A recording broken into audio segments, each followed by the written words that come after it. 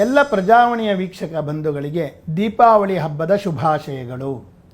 ಈ ದೀಪಾವಳಿ ಭವಿಷ್ಯವು ವಿಶ್ವಾವಸುನಾಮ ಸಂವತ್ಸರದ ದೀಪಾವಳಿಯಿಂದ ಆರಂಭಗೊಂಡು ಪರಾಭವ ನಾಮ ಸಂವತ್ಸರದ ದೀಪಾವಳಿಯವರೆಗೆ ಇರುತ್ತದೆ. ಅಂದರೆ 2025ರ ದೀಪಾವಳಿಯಿಂದ 2026ರವರೆಗೆ ಇರುತ್ತದೆ. ಈ ಭವಿಷ್ಯವನ್ನು ನಿಮ್ಮ ಒಳಿತಿಗಾಗಿ ಬಳಸಿಕೊಳ್ಳಿರಿ. ನಾನು ನಿಮ್ಮವ ಡಾಕ್ಟರ್ MN ಲಕ್ಷ್ಮೀ ನರಸಿಂಹಸ್ವಾಮಿ. ವೃಶ್ಚಿಕ ರಾಶಿ. ಈ ರಾಶಿಯ ವ್ಯಾಪ್ತಿಯು ವಿಶಾಖ ನಕ್ಷತ್ರದ 4ನೇ ಪಾದ, ಅನುರಾಧ, ಜ್ಯೇಷ್ಠ 1, 2 ಮತ್ತು 3ನೇ ಪಾದದಲ್ಲಿ ಇರುತ್ತದೆ. ರಾಶ್ಯಾಧಿಪತಿ ಮಂಗಳ. ಶುಭ ಸಂಖ್ಯೆ 1, 2, 3, 9. ಶುಭರತ್ನ ಹವಳ, ಮಾಣಿಕ್ಯ ಮತ್ತು ಪುಷ್ಯರಾಗ. ಶುಭವರ್ಣ ಕೆಂಪು, ಕೇಸರಿ ಮತ್ತು ಹಳದಿ ವರ್ಣಗಳು. ಶುಭವಾರಗಳು ರವಿವಾರ, ಮಂಗಳವಾರ ಮತ್ತು ಗುರುವಾರಗಳು. ಗುರುವು ಕಟಕ ರಾಶಿಯಲ್ಲಿ ಇರುವವರಿಗೆ ಅತಿ ಹೆಚ್ಚು ಅನುಕೂಲವಿರುತ್ತದೆ. ಆದಾಯವು ಮಧ್ಯಮ ಗತಿಯಲ್ಲಿರುತ್ತದೆ. ನಿಮ್ಮ ಶತ್ರುಗಳು ಯಾರೆಂದು ನಿಮಗೆ ಈಗ ತಿಳಿಯುತ್ತದೆ. ಭೂಮಿಯನ್ನು ಕೊಳ್ಳುವಾಗ ಬಹಳ ಎಚ್ಚರದಿಂದಿರಿ.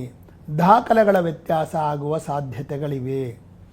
ವಿದೇಶಿ ಭಾಷೆಯನ್ನು ಕಲಿಯುವವರಿಗೆ ಅವಕಾಶಗಳು ಒದಗುತ್ತದೆ. ವಿದೇಶಿ ಭಾಷಾ ಬೋಧಕರಿಗೆ ಹೆಚ್ಚಿನ ಸಂಪಾದನೆ ಇರುತ್ತದೆ.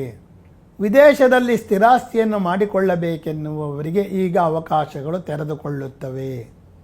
ವೈಮಾನಿಕ ಘಟಕಗಳಿಗೆ ಕಚ್ಚಾ ವಸ್ತುಗಳನ್ನು ಪೂರಕ ಮಾಡುವವರಿಗೆ ಹೆಚ್ಚು ಆದಾಯವಿರುತ್ತದೆ ಮತ್ತು ಹೊಸ ಆದೇಶಗಳು ದೊರೆಯುತ್ತವೆ. ವಿದ್ಯಾರ್ಥಿಗಳಿಗೆ ಹೆಚ್ಚಿನ ಅನುಕೂಲಗಳು ಇರುವುದಿಲ್ಲ. ಆದರೆ ಮೆಕ್ಯಾನಿಕಲ್ ವಿದ್ಯಾರ್ಥಿಗಳಿಗೆ ಹೆಚ್ಚಿನ ಅಭಿವೃದ್ಧಿ ಇದೆ.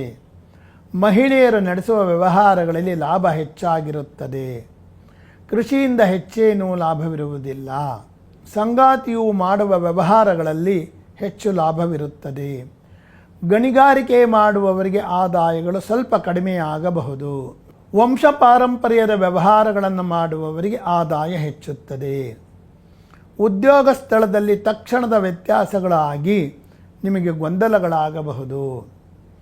ಉದ್ಯೋಗದಲ್ಲಿ ನಿಮಗೆ ಸೂಕ್ತ ಸ್ಥಳವನ್ನು ಆಯ್ಕೆ ಮಾಡಿಕೊಳ್ಳುವ ಅವಕಾಶ ಸಹ ಸಿಗುತ್ತದೆ.